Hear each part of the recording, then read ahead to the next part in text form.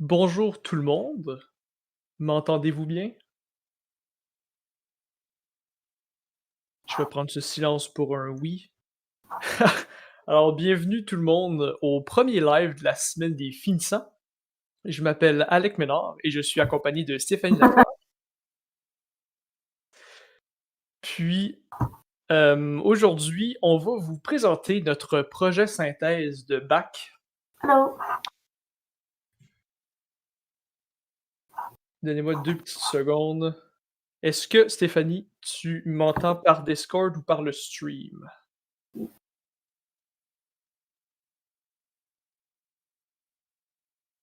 Ça va être plus facile si tu mutes le stream, mais tu m'écoutes par Discord. Je t'entends par le stream, mais c'est fucking décalé sur YouTube. Ouais, je sais. Tu devrais muter YouTube puis m'écouter sur Discord, comme ça, on n'aura pas le décalage. Ah.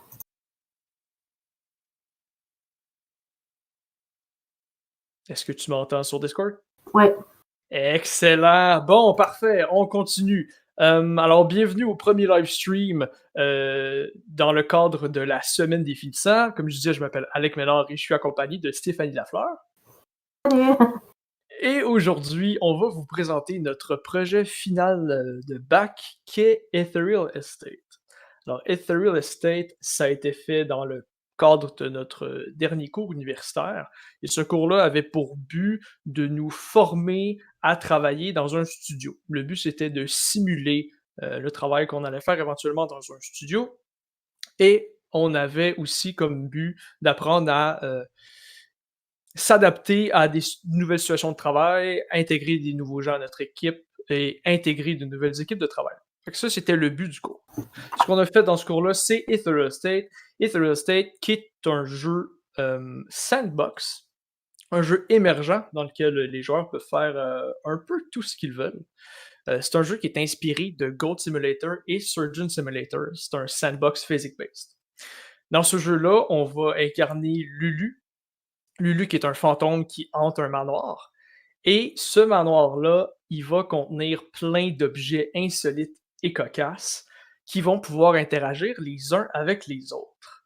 Le joueur va aussi pouvoir compléter une série de petits objectifs à l'intérieur du manoir et essayer de résoudre une énigme, le secret qui est caché dans le manoir. Les joueurs vont aussi pouvoir se créer leur propre jeu. C'est principalement pour ça qu'on a voulu faire un jeu qui était sandbox et qu'on va chercher l'émergence dans le jeu. Le but, c'était de leur donner plein d'outils, plein de jouets avec lesquels les joueurs peuvent jouer et se créer leur propre jeu. Comme on va le voir à l'instant, on est heureux d'être accompagné d'Étienne Franqueur et d'Alexandre Isdurio, qui sont deux élèves de notre cohorte qui n'ont pas participé à la création du jeu, mais qu'on a demandé leur participation pour jouer à notre jeu en live. C'est un jeu qui va avoir pris 6 mois et demi de développement. C'est un jeu qui va avoir été développé complètement à distance en raison de la pandémie, on s'entend. Ce qui veut dire que ça nous a demandé beaucoup d'organisation, ça nous a demandé de s'adapter autant au niveau de l'école que de la création du jeu. Les professeurs nous ont super bien encadrés dans la mesure du possible, puisque je pense que tout le monde a vraiment été surpris par ça. Ça a été assez rock'n'roll de tous se mettre à niveau et au goût du jour d'une nouvelle façon de travailler. Alors, on est quand même très content d'avoir réussi à créer un jeu aussi complet, aussi fonctionnel, sans se voir une seule fois et en s'étant tous organisés vraiment là, à distance. Alors les gars, sans plus attendre, vous pouvez starter le jeu. Ce qu'on va faire, c'est qu'on va discuter tranquillement du développement en les voyant jouer. On va aussi peut-être sauter sur l'occasion pour expliquer ce qu'ils font. Et si vous avez des questions tout au long du live, n'hésitez pas à les poser dans le chat, ça va nous faire plus que plaisir d'y répondre. Bon.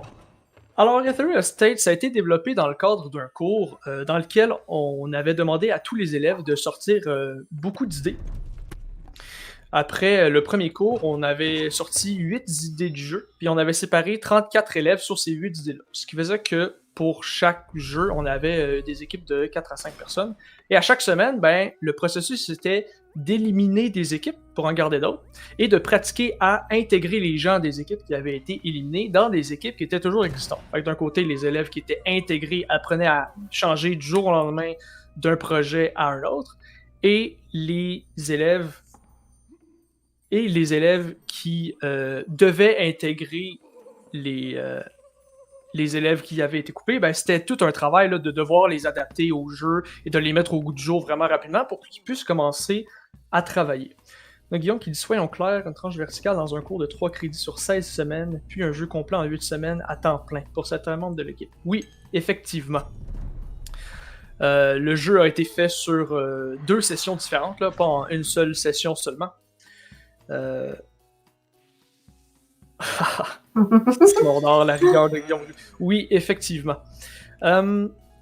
Alors, comme je disais, à chaque semaine, on a dû couper des projets, et ça a été toujours d'intégrer les gens à notre équipe.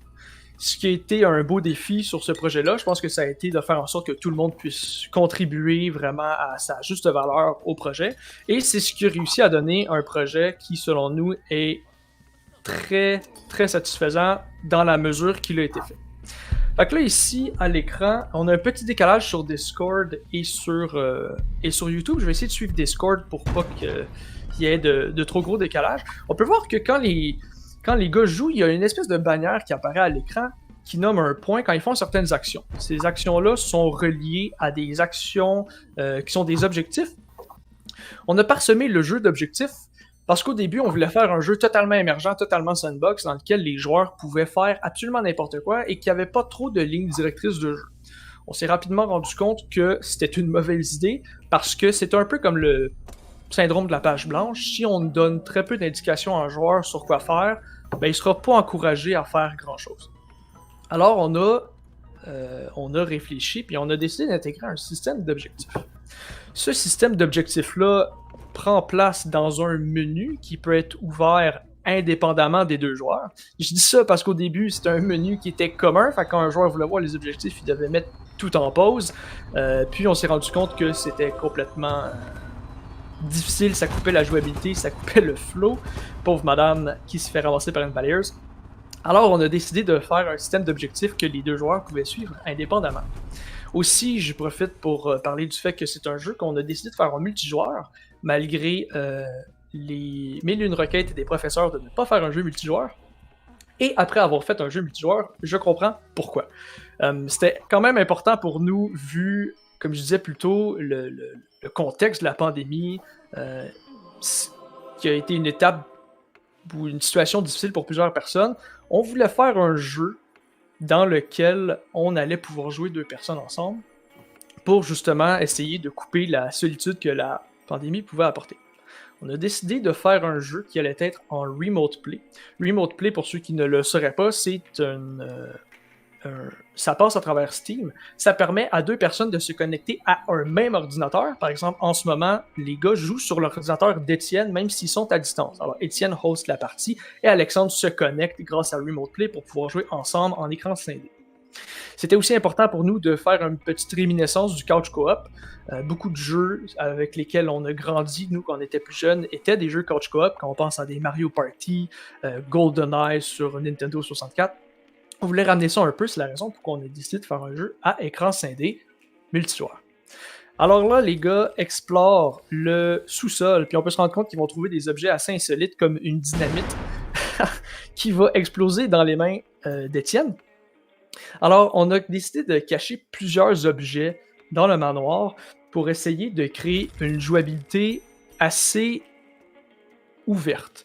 Encore une fois, c'est un jeu qui se devait être émergent, c'était un peu la seule contrainte qu'on avait. Un jeu qui est émergent, pour les gens qui ne le sauraient pas nécessairement, c'est un jeu dans lequel le joueur peut prendre plusieurs chemins pour arriver à destination. Alors, beaucoup de jeux émergents qui ressemblent à des jeux tour par tour ou des RTS. Il y a aussi des jeux Minecraft sont des jeux émergents. Bon exemple de Goat Simulator qui sont des jeux émergents. C'est des jeux dans lesquels les joueurs vont avoir une panoplie d'outils pour jouer et arriver à leur but. Alors là, je regarde dans le chat rapidement. Good C'est job, votre vrai jeu est que vraiment le fun. Non. Excuse-moi, Stéphanie, je peux y aller. Oh non, rien. C'est juste par rapport au jeu en réseau. Mais c'est pas... Ah oui, jeu en réseau, effectivement. Guillaume qui dit jeu en réseau. On voulait au début faire un jeu en réseau, on s'est rapidement rendu compte que c'était très compliqué. Les professeurs le savaient et nous voyaient aller en sachant qu'on se rendrait pas. Et puisque le jeu est physics-based, c'est encore plus difficile parce que ça demande extrêmement beaucoup de calculs qu'il faut. Puis là, je veux pas m'épivarder là-dedans puisque je ne connais pas exactement les termes, là, mais je sais qu'il faut envoyer des informations au réseau, puis c'est des calculs pour être capable de simuler où l'objet est dans ton espace de jeu et où l'objet devrait être dans l'espace de jeu de l'autre. Genre, ce qui fait que c'est très compliqué, comme vous pouvez le voir dans un jeu qui est basé sur la physique. Sinon, Kaizo Dynamic Studio, c'est vrai que c'est un jeu de réseau qui était prohibé pour des raisons plus qu'évidentes. Oui, c'est exactement ça. Multijoueur, c'est permis, c'est programmer le réseau qu'on évite. Exactement, comme Guillaume dit, on évite de programmer le réseau pour ce que je viens d'expliquer. Alors là, on a Alexandre qui regarde son menu des objectifs. Comme vous pouvez voir, chaque objectif a un nom et une petite phrase qui va lui indiquer qu'est-ce qu'il peut faire. Pas qu'est-ce qu'il peut faire, mais qui va lui donner un indice. Exactement, merci beaucoup. Qui va lui donner un indice sur comment réussir cet objectif-là. Dans son deuxième écran, ici c'est l'écran des secrets. Les secrets, c'est un peu un... C'est ce qu'on voulait au début qu'il soit un easter egg dans le jeu, qu'on voulait qu'il soit très difficile à trouver pour les joueurs. Puis qu'on s'est rendu compte, un divan à la figure, qu'on s'est rapidement rendu compte que si c'était trop compliqué, il n'y a aucun des joueurs qui le trouverait, puisqu'on n'aurait pas un assez gros player base pour être capable de participer là, à trouver comment résoudre ce easter egg. Alors ce easter egg-là, qui était censé à la base être assez compliqué, est devenu un système de secret, qui est beaucoup plus facile à trouver qu'un easter egg, mais qui est quand même plus difficile à résoudre que les objectifs en soi, puisque les indices de ce secret-là sont beaucoup plus cryptiques. Alors, si je regarde vite le chat, la fameuse question du jeu en réseau, oui, Olivier, exactement. La fameuse chaise, oui, les chaises aiment beaucoup. Étant un jeu physique-based, c'est assez comique que à peu près tout peut se rentrer en collision les uns avec les autres et ça crée des bugs qui sont parfois vraiment comiques. L'avantage qu'on avait de faire un jeu aussi farfelu, c'est qu'on se sauvait quand même une bonne partie du débogage. Vers la fin du développement, on a opté pour régler seulement des bugs qui allaient être totalement game-breaking, puisque comme vous l'avez vu, quand il arrive des petits incidents ici et là avec des bugs, la chaise prend dans le plancher, ou on va dire qu'on va pouvoir pousser la NPC par terre, puis elle va figer dans le plancher, eh bien, c'est que c'est assez comique de voir ça, puis ça nous sauve tout le temps de développement qu'un jeu de progression, par exemple, où est-ce que tous ces bugs-là deviennent déplaisants parce qu'ils nuisent à l'avancement, devrait être réglé.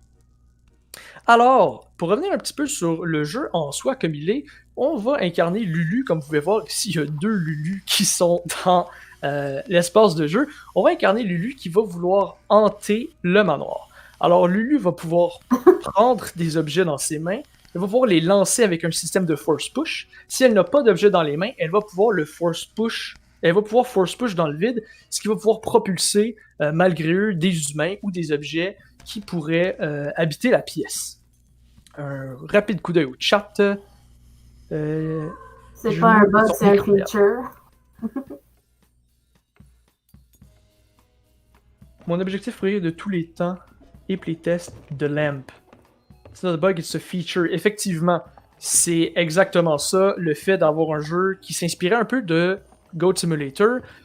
C'est exactement ce qu'on s'assurait d'aller chercher, c'est qu'on sauvait du temps sur qu'est-ce qu'on débuguait puis qu'est-ce qu'on débuguait pas. Ce qui, à la fin, s'est avéré vraiment pertinent, puisqu'on a sauvé une tonne de temps sur le debugging, puis on a réussi à cibler des bugs qui étaient quand même très importants, qui faisaient crasher le jeu.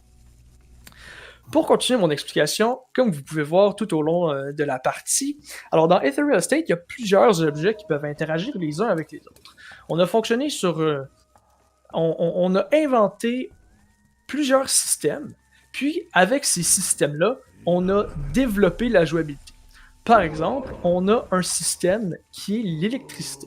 Comme on peut voir, il y a une petite éclair qui est apparu à l'écran. Il y a certains objets qui vont permettre d'électrifier et il y a certains objets qui vont permettre d'être électrifiés. Alors, cette électricité-là, elle peut servir à électrocuter un NPC, soit pour le mettre à mort ou le ramener à la vie. Alors, avec ce simple système d'électricité-là, on a réussi à faire des interactions et des objectifs tels que mettre un toaster dans le bain. On a réussi aussi à faire des interactions ou des objectifs comme l'objectif Shocking, qui principalement est électrocuter un NPC, puis qui est l'autre qui est Shocked Back to Life, si je me trompe pas, je me trompe sûrement, qui est réanimer un NPC avec ce simple système d'électricité-là. Alors, ce système d'électricité-là est un de nos systèmes qu'on a mis en place et qui vient ouvrir la jouabilité aux joueurs. Sinon, on a un système qui permet de tacher l'environnement. Alors, ce système de tachage-là est super simple. C'est simplement que quand certains objets considérés tachants, comme des tomates ou des bouteilles de vin, viennent entrer en contact avec le sol avec une certaine vélocité, ben, ils vont être portés à exploser puis à laisser une tache au sol. Tâche qui peut être nettoyée si vous avez les bons outils. Alors là, on voit Alexandre, je pense, qui utilise le système de feu. Alors, comment ça fonctionne? C'est qu'on va simplement prendre un objet qui est considéré en feu et on va le mélanger ou le faire entrer en contact avec un objet qui est considéré comme flammable. Et cet objet-là va prendre feu, comme vous l'avez vu, et laisser une trace de suie par terre. Alors, c'est vraiment un jeu qui est assez ouvert, dans lequel le plaisir vient vraiment de découvrir ce que l'environnement a à nous offrir. Et c'est un jeu qui est vraiment plaisant pour le stream.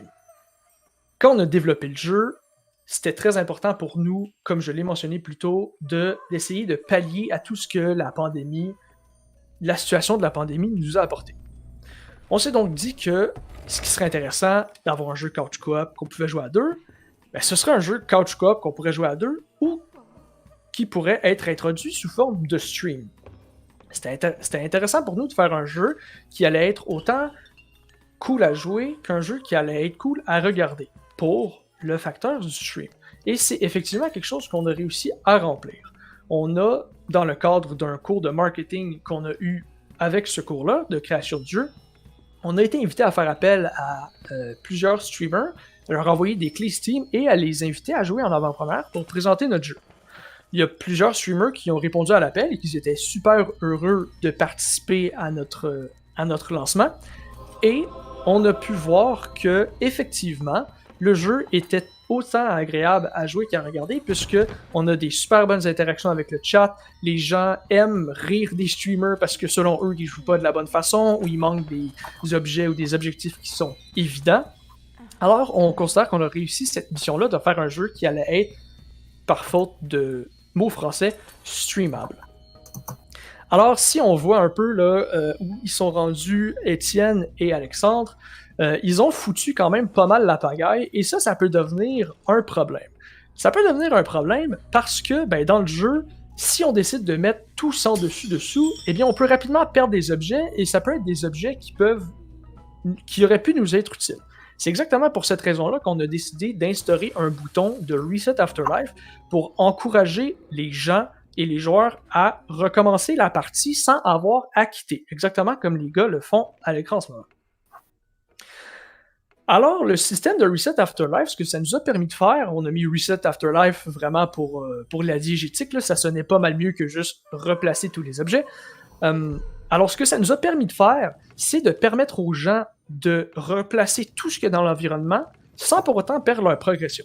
Qu'est-ce que je veux dire par perdre leur progression? C'est comme on voit dans le menu des objectifs à l'écran, tous les objectifs qui ont déjà été accomplis par les gars, ils sont encore complétés. Ce qui veut dire que s'ils ont perdu un objet, par exemple la guitare, qui est un objet qui doit être utilisé pour compléter un objectif, si cette guitare-là avait, je sais pas, passé à travers un mur par faute de physique et qu'il l'avait perdu, eh bien, en resetant le niveau à partir même du jeu et sans passer par un menu, ce qui semblait beaucoup plus élégant au terme de design, eh bien, on permet de retrouver la guitare sans perdre tout ce qu'on avait fait auparavant. Alec, on a une petite question. Quel est votre public cible, compte tenu de la possibilité d'électrocuter les NPC? C'est une excellente question. Alors, le public cible, c'est sûr et certain que si on commence simplement sans parler de l'âge, le public cible, c'était vraiment des gens là, qui étaient fans de tout ce qui est Goat Simulator / Surgeon Simulator. On s'en mentira pas, c'est des jeux qu'on nomme depuis tantôt. Deuxièmement, peut-être pour la partie un peu plus sensible, qui est compte tenu qu'on peut électrocuter des NPC, le jeu a une apparence assez cartoonesque dans lequel la violence, parce qu'on s'entend qu'il y a quand même de la violence légère, tout dépendant de ce que vous faites dans le jeu, on a considéré que ce jeu-là serait un jeu teen. Ce qui veut dire qu'on ne le recommande pas aux jeunes enfants, mais que selon nous, des adolescents âgés de 12 à 13 ans et plus pourraient y jouer sans problème, puisqu'il n'y a pas de sang, on peut réanimer constamment les NPC, il n'y a pas de mort définitive, l'ambiance cartoonesque du manoir est plus drôle qu'elle se veut sadique, je pense. Et c'est sûr et certain que c'est une question qui peut être portée à interprétation, il y a des gens qui vont trouver ça pire que d'autres, mais le public cible, ça ressemblerait à ça. Un jeu qui est teen, puisque c'est du fantasy violence assez cartoony. Alors, moi, je vois aucun inconvénient à 12-13 ans en montant jouer à ce jeu-là, là, vraiment sans problème. Qui est une excellente question, merci beaucoup. D'ailleurs, n'hésitez pas, si vous avez des questions, à les poser, ça fait plaisir de vous répondre. On est là pour ça. Oui, effectivement. On a aussi voulu mettre un petit peu de personnalité dans notre jeu. On a voulu mettre de l'humour, certainement, et on a fait des références à des... Oh! Alors, on a un NPC qui est pris dans le plancher. On a voulu faire des références à la culture populaire, je m'excuse. Faire référence à la culture populaire. C'est pour cette raison-là qu'on a beaucoup de noms d'objectifs qui font référence à la culture populaire, comme on a One Ring to Troll Them All, qui fait facilement référence à Lord of the Ring. On a une référence à The Shining avec une hache dans la porte. On a Home Alone, référence à Home Alone, vous allez le comprendre. Alors ça, c'est un des trucs qu'on trouvait très intéressant, c'est d'aller personnifier un petit peu notre jeu en allant le ponctuer là, d'éléments de la culture populaire. Oh! Alors ceci... Pardonnez-moi. Alors on a un exemple parfait de ce qui se passe quand les joueurs font absolument n'importe quoi et que la physique et les bugs viennent se mêler au plaisir. Et bien là, on avait Stooge, qui est notre cuisinier, qui s'est comme relevé de son état comateux au milieu du bahut et qui a mis le bahut en feu à cause de la chandelle qui était par terre, et ça crée cette espèce d'élément-là hyper comique où est-ce que le bahut fait juste shaker sur Stooge qui est en feu puis qui peut pas bouger. On a deux autres petites questions. Les objectifs sont-ils aussi francisés ou seulement en anglais? Ça, je peux répondre tout de suite. On va avoir une feuille traduite en français des objectifs sur Steam, si c'est pas déjà fait. Mais sinon, le jeu va être totalement en anglais, malheureusement, par manque de temps et aussi parce que on se split tout pour aller faire des stages et tout à partir de cette semaine. Sinon, on en a un autre. Salut, y a-t-il d'autres mécaniques que vous vouliez implémenter et que vous n'avez pas eu le temps de finir ou de faire? Oui, il y a eu... On a passé par bien une étape de développement. Il y a eu un moment où on voulait vraiment beaucoup plus de mécanique que ce qu'on en a là, puis on s'est rendu compte que ça n'allait pas être possible. On avait comme but de rentrer un petit système, je dis petit entre guillemets, si je disais petit, les programmeurs me détesteraient, un système de cuisine très très simple dans lequel on allait avoir un chaudron spécial qui allait être prêt à recevoir des ingrédients, puisqu'on a plusieurs fruits et légumes qui sont dans la cuisine.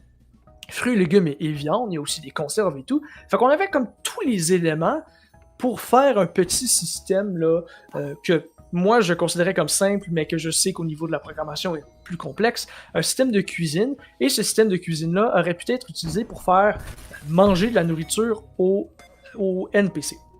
En ce moment, les NPC peuvent manger de la nourriture. Si vous leur apportez un objet qui est considéré comme étant comestible, ils vont le manger, l'objet va disparaître, puis ils vont faire un si cet objet-là est empoisonné, parce que vous pouvez empoisonner vous avez du poisson que vous pouvez empoisonner la nourriture avec.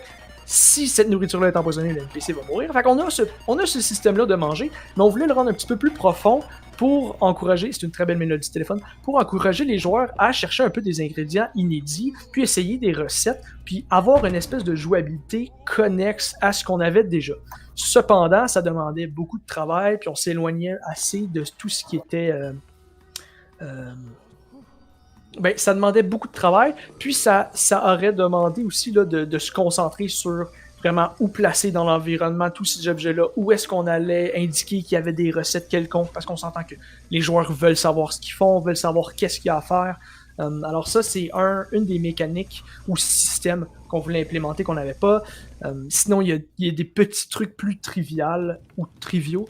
On voulait avoir un panier de basketball, je le nommerai pas parce que je ne connais pas le nom, je suis jamais capable de le nommer, mais le nouveau jeu de fantômes multijoueur dans lequel on peut trouver des fantômes ensemble. Je sais qu'il y a un panier de basketball dans le garage. On voulait mettre ça aussi parce que c'est tout simple. C'est vraiment juste de lancer des objets dans un panier puis faire des points. Puis juste cet aspect-là de la jouabilité peut apporter des joueurs à passer 10 minutes à garocher n'importe quoi dans le panier. Malheureusement, c'est des trucs qui ont dû être coupés puisque quand on se posait la question est-ce que c'est vraiment nécessaire au jeu, considérant le temps qui nous reste, la réponse était souvent non. Je vois au chat, Phasmophobia, c'est exactement ça. C'est exactement ça. Je sais pas pourquoi j'essaie toujours de bloquer 2 R là-dedans quand il y en a absolument pas. Alors, si on continue, les gars sont en train de complètement refaire la cuisine. Et ils ont fait un beau pêle-mêle en ce moment. Alors, c'est ce qui est vraiment plaisant d'Ethereal Estate, c'est que c'est un très bon jeu pour jouer à 2, puisque le fait de jouer à 2, ça vient créer un espèce de petit... ça vient créer...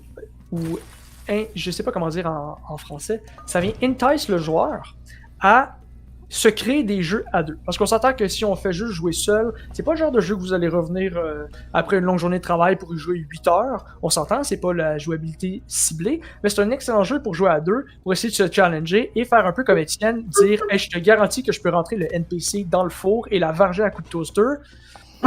Et ça fonctionne. Alors, c'est le genre de défi qui est super plaisant de se créer là, en multijoueur. Je m'excuse, même après 6 mois de travail, juste le côté ridicule du jeu m'allume tout autant. Faire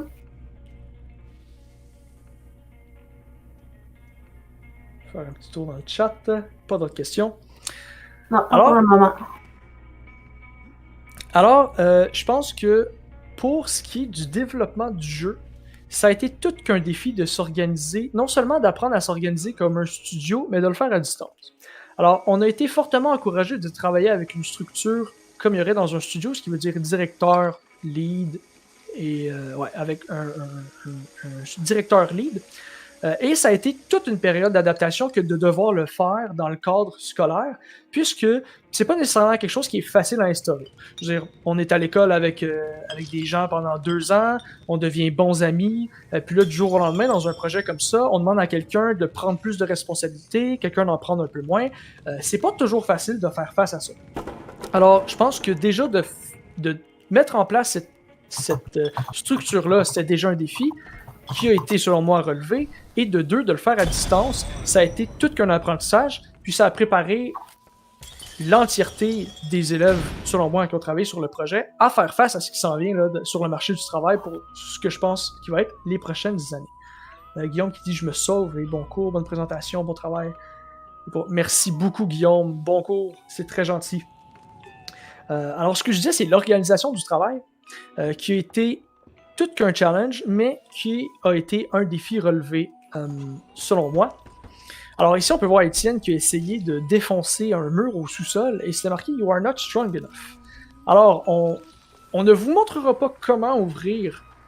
on ne vous montrera pas pour l'instant comment ouvrir ce mur-là, mais sachez que peut-être que le secret du manoir va vous permettre d'accéder à ce qu'il y a derrière ce mur teinté pâle-là.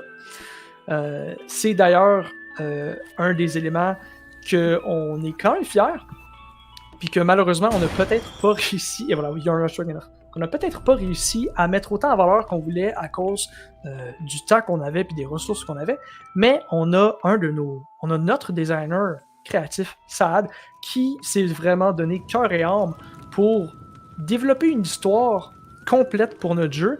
Malheureusement, cette histoire-là n'est pas totalement accessible à travers le jeu. Comme je disais, par manque de temps, ça a été assez difficile d'implémenter, ou ça aurait été trop difficile d'implémenter des petits textes ici et là partout pour essayer d'informer les joueurs sur ce qui se passait réellement dans le manoir. Mais il y a une histoire assez Étoffé, merci beaucoup.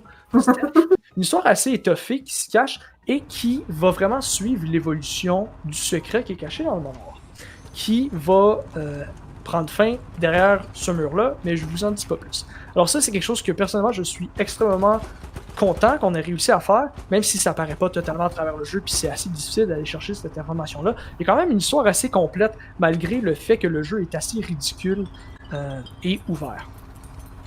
Il est maintenant midi. Donc, je vais juste refaire un petit rappel aux gens qui nous écoutent en ce moment pour dire que mercredi à 11h30, l'équipe d'Étienne et d'Alexandre Isidoro qui sont en train de jouer en ce moment à notre jeu présente aussi leur jeu EvoWave. Donc, on vous invite à aller voir, à aller voir leur jeu mercredi pour les encourager eux aussi, comme ils nous ont encouragés aujourd'hui. Effectivement. Melinda, je pense, en lisant Millie Greg, Melinda qui dit ouais, 30 minutes c'est pas assez. Effectivement, c'est pas beaucoup de temps pour présenter, mais évidemment, on a des projets toute la semaine. Oui, c'est vrai, on a des projets toute la semaine. Pour revenir à ce que Melinda disait, 30 minutes c'est pas assez. Effectivement, c'est peut-être un crash course de ce qu'on a réussi à faire. Mais j'espère que ça vous a peut-être donné un peu plus d'insight sur qu'est-ce qu'on a fait durant ces 6 mois de développement-là. Ethereal State, comme je disais, ça a été le produit final de 3 ans de bac dans lequel on a mis vraiment tous nos apprentissages. Personnellement, moi, ça a été ce qui m'a fait le projet qui m'a fait le plus apprendre du bac. On vous rappelle que c'est un jeu qui est gratuit et qu'on vous encourage fortement à aller télécharger et essayer. Nous laisser un petit review sur Steam pour savoir ce que vous en pensez. C'est vraiment important pour nous puisque on aime toujours voir ce que les gens pensent. On est content d'avoir vos insights. Alors, c'est un jeu gratuit qui est sorti vendredi. On vous encourage fortement à le télécharger. Ça a été un plaisir pour moi et pour toute l'équipe de travailler ensemble sur ce projet-là. Et ouais, je pense que c'est ce qui fait pas mal le tour de notre présentation. On a Olivier Grandmont qui dit « Cool, merci pour la possibilité de visionnage et très bon travail. » Merci beaucoup. Oui, merci. Qui est la personne derrière le nom U4? Qui est la personne derrière le nom U4? Je ne suis pas sûr que je comprends cette question-là, mais... Dans le fond, c'est que dans le chat... Ok, la personne derrière U4. Oui. Je ne sais pas. Mais... oui. Mystère et boule de gomme. On ne le saura jamais. Peut-être que cette personne-là se trouve derrière le mur dans le sous-sol de Ethereal State. Qui sait? Qui sait? Dans le chat. Oui, parfait. Oui, alors, c'est ce qui conclut un peu notre petite présentation. Si vous n'avez... c'est Ophélie. Si vous n'avez pas d'autres questions, effectivement, si vous en avez d'autres, n'hésitez pas à les balancer. Ça fait plaisir de répondre. Et on a un beau petit massacre qui se passe dans la salle de bain. Pendant qu'on termine doucement cette présentation.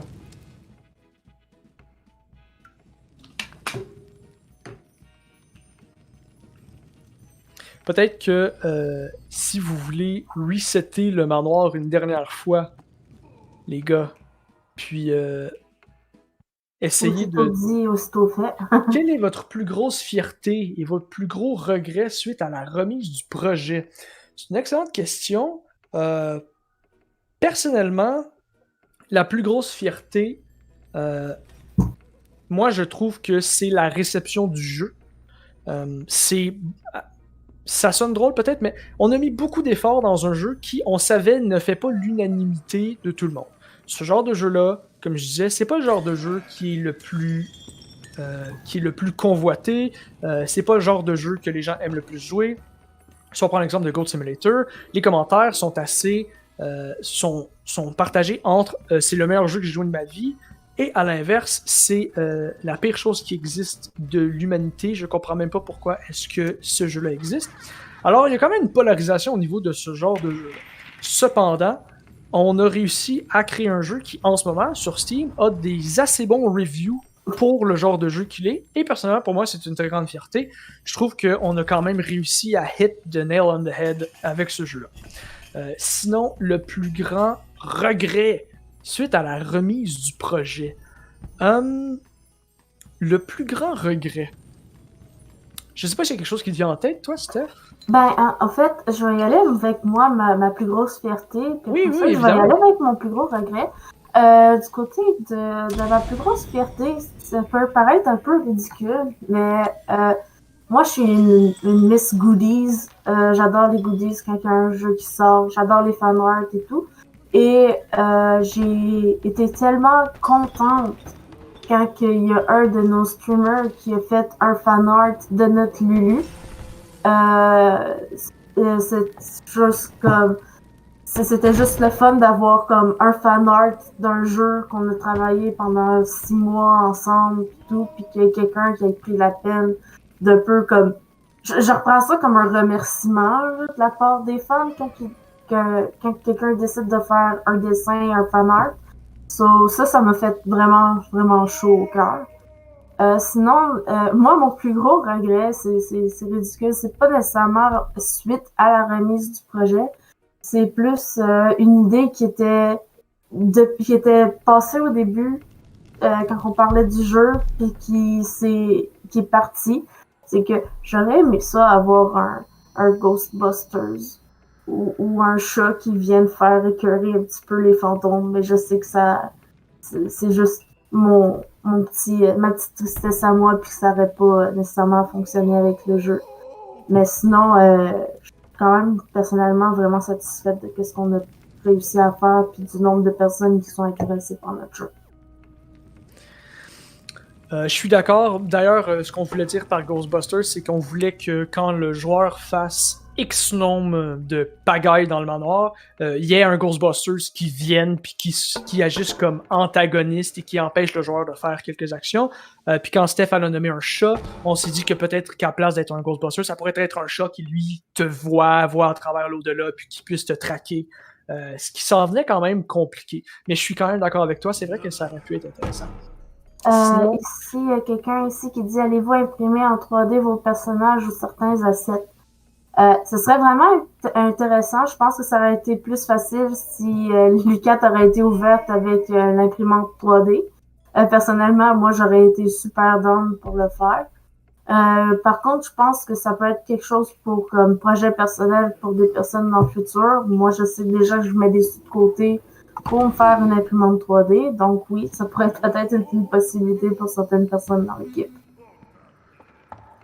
je suis tout à fait d'accord avec Steph. Là. C'est sûr et certain que je suis pas mal sûr qu'avoir été dans les locaux, puis avoir vu l'imprimante, il y a sûrement quelqu'un qui aurait pensé à faire le petit plushie en 3D. Là.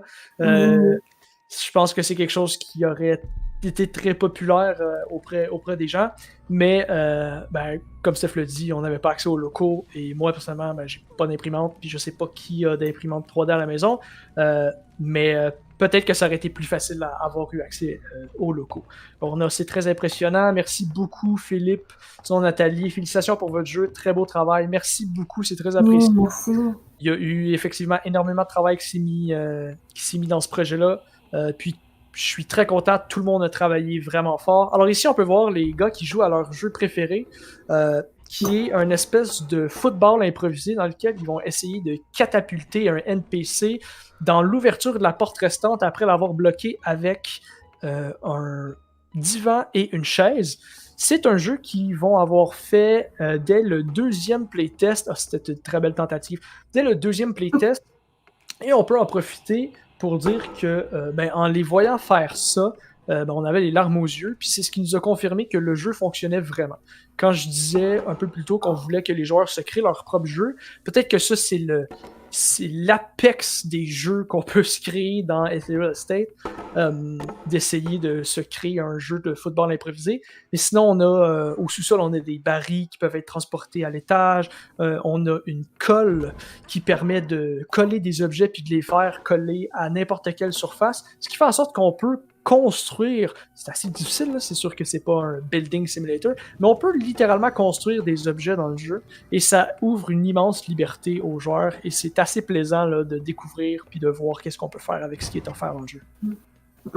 En fond, c'est juste l'imagination qu'il faut, puis on peut faire presque n'importe quoi. Je pense que je me souviens qu'il y avait Elisabeth et d'autres personnes qui s'amusaient à jouer au bowling dès notre première, pas bêta, mais notre premier prototype, avec des bouteilles de bière puis une tomate, je crois. Ouais, effectivement. Fait que, ou ben non, basketball avec une poubelle. Fait que la seule limite, c'est l'imagination. Oui, je suis bien d'accord. Puis c'est satisfaisant puisque le jeu le permet. Et ça a été tout qu'un défi de créer un jeu qui pouvait permettre d'utiliser son c'est pas facile, c'est lundi. Créer un jeu dans lequel on pouvait utiliser son imagination autant qu'on peut le faire dans Ethereal State avec si peu de temps. L'engrais est le couteau qui permet de flog le manoir en entier de fromage de saucisson géant. Oui, effectivement, je disais plutôt qu'on avait des jouets. J'appelle ça des jouets, même si ce sont des objets avec des systèmes ou des mécaniques uniques. En gros, l'engrais, ce qu'il permet de faire, c'est de grossir. Quantity content, exactement. L'engrais, c'est ce qui permet de grossir à peu près tout ce qui est considéré comme comestible et certains autres objets assez loufoques. Ces objets-là, une fois gonflés, vont pouvoir être coupés en deux et regonflés et coupés, et vous comprenez donc que c'est possible de multiplier quasiment à l'infini pour quelqu'un qui voudrait le faire certains objets. D'ailleurs, un bug qu'on avait eu qui faisait crasher le jeu, ben, c'était ça. Alors, ça, c'est un des jouets qu'on adore, puisque ben, c'est comme le jouet le plus ridicule qu'on a. Beau travail, bravo à tous, j'adore le thème. Merci beaucoup, Sophie, c'est très apprécié. Effectivement, je pense qu'il y a un NPC qui a passé à travers le plancher. On peut voir Étienne qui cherche un peu frénétiquement ce qui se passe. Félix Maltais, mon plus grand regret est qu'on n'ait pas montré aux joueurs qu'on peut faire de la dynamite infiniment avec ce principe. Oui, effectivement, plutôt quand je disais que il parle ici du principe de l'engrais, alors quand je disais que certains objets comestibles peuvent être, ou tous les objets comestibles peuvent être engraissés ou agrandis avec l'engrais. Engraissés. La dynamite aussi peut être grossie et coupée avec un couteau, et grossie, et coupée, et grossie, et coupée. On avait d'ailleurs une personne en développement qui s'amusait en essayant de faire crasher le jeu à décupler le plus possible de dynamite au sous-sol et de lancer une bûche en feu dans le sous-sol, ce qui fait en sorte que ça laguait totalement, ça prenait en feu, puis son ordi prenait 2 grosses respirations avant de remontrer une frame. Mais ouais, ça crée des interactions assez cocasses. On a Kaizo Dynamic, on avait envisagé la VR, mais il a été annulé. Oui, effectivement, c'est un jeu qui se portait vraiment bien à la VR, dans lequel c'était facile de le voir se faire développer, de l'avoir se faire développer, peu importe. Je m'excuse, je vois la dynamite. Ouais, quand vous prenez une dynamite, elle s'allume immédiatement, ce qui est une mécanique. Au début, on n'était pas sûr, mais de voir la réaction des joueurs, de prendre une dynamite puis de les voir stresser un peu, de faire comme ah zut, ça va péter. C'était assez comique, on a décidé de le garder. Je reviens un peu à la VR. On avait comme but de faire un jeu ou de le porter à la VR, alors qu'on allait pouvoir jouer et en clavier-souris normal et à la VR. Cependant, on a dû faire une gestion de risque, évidemment. Comme je disais plus tôt, on a été invité à faire comme dans un studio. On a dû analyser ce qu'il nous restait à faire comme travail. Et malheureusement, il nous restait trop de travail pour le jeu de base pour garder le projet de la VR. Cependant, je ne veux pas dire n'importe quoi, mais je pense qu'il y a un de nos développeurs, de nos designers, qui a gardé le projet VR et qui, de son côté, veut essayer de le raviver. Alors peut-être qu'éventuellement on va avoir accès à une version VR de Ethereal State, mais c'est absolument rien de promis là. Je fais juste lancer ça comme ça, mettre un petit peu de pression peut-être. Une possibilité parmi tant d'autres. On verra ce que le futur nous donnera. Allez chercher une bûche si vous voulez vraiment tout faire exploser la dynamite. Ah, vous vous débrouillez pas si mal. Je crois qu'on peut dire que s'il n'y a pas d'autres questions, ceci conclut cela.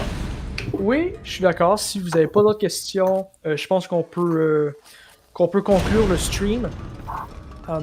Merci. Je vais commencer par remercier tout le monde qui sont venus visionner. C'est très gentil de votre part. On apprécie beaucoup l'intérêt que vous allez avoir porté envers la présentation de notre projet. On vous rappelle qu'il y a une présentation à chaque midi. C'est pas vraiment midi, c'est 11h30 tous les jours dans le cadre de la semaine des finissants de l'UQAT.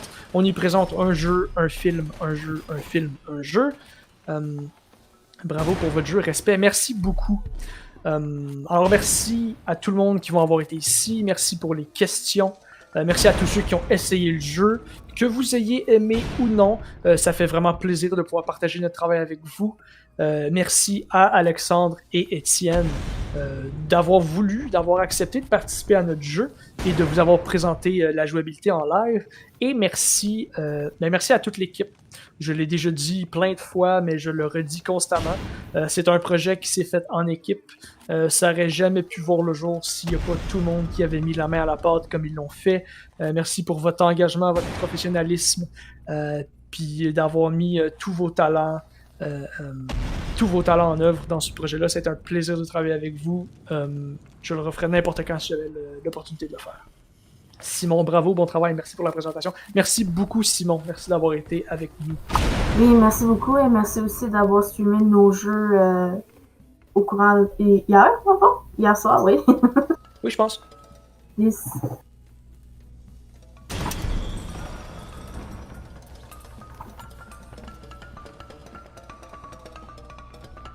Petit bug auditif d'une poêle.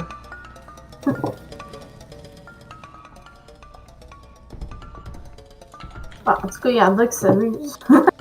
C'est exactement pour ça qu'on a fait ce jeu-là. Puis les gars l'utilisent de brillante façon. Au plaisir, ils sont vraiment plaisants. Merci beaucoup, Simon.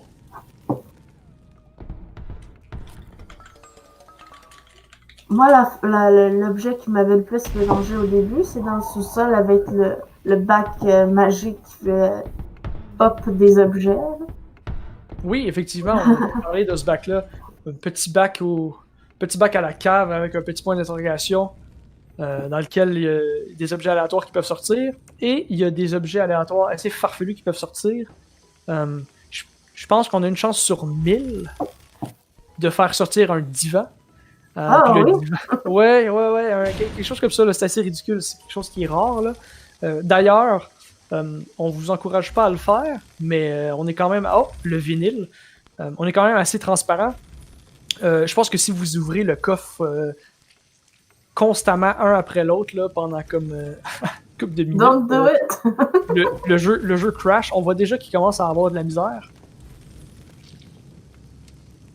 Il est toujours en vie. Oh mon dieu, et voilà. Oh my god.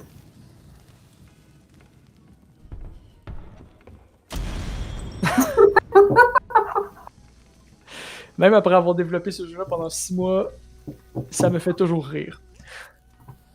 D'ailleurs, j'en profite pendant que on a un vinyle dans les mains. Ce jeu-là a été fait en collaboration avec des élèves de l'Université de Montréal qui se sont prêtés à nous pour faire la musique, qu'on remercie beaucoup. Ils ont fait un travail exceptionnel. Non seulement ils ont fait la musique du jeu au complet, mais ils ont aussi fait tous les effets sonores. Et Dieu sait qu'ils en ont sué des effets sonores parce que des objets, il y en a, puis il y en a beaucoup. J'ai d'ailleurs oublié peut-être de les remercier, je le fais là. Merci beaucoup pour votre travail, pour votre talent. La musique est excellente. On a eu d'excellents commentaires sur la musique, comme quoi elle fonctionnait vraiment bien avec le style du jeu, puis que ça cadrait vraiment bien la thématique. Alors, félicitations pour le travail que vous avez fait. Merci beaucoup pour le travail que vous avez fait. Puis, on leur a demandé là, de faire des vinyles aussi, là, qui étaient cachés dans l'environnement. Pour un peu pas les récompenser, mais plus les remercier. Là. C'est des vinyles qu'on leur a donné complètement carte blanche. C'est complètement des compositions de leur cru. On leur a absolument rien demandé. Puis, on en a caché 6 dans l'environnement que vous pourrez trouver si vous y jouez. Ils ont aussi fait tous les sons et la musique pour la bande-annonce du jeu aussi. Je tenais juste à spécifier parce que la musique est quand même très bonne dans la bande-annonce aussi. Alors, pour finir, encore une fois, si vous n'avez pas d'autres questions, merci beaucoup d'avoir regardé. À chaque 11h30 durant la semaine, ça sonne bizarre à dire, il va y avoir un stream qui va présenter les travaux exceptionnels des élèves de l'UQAT, les finissants de l'UQAT. Puis on vous souhaite à tous et à toutes une excellente fin de journée. Merci beaucoup. Oui, merci beaucoup.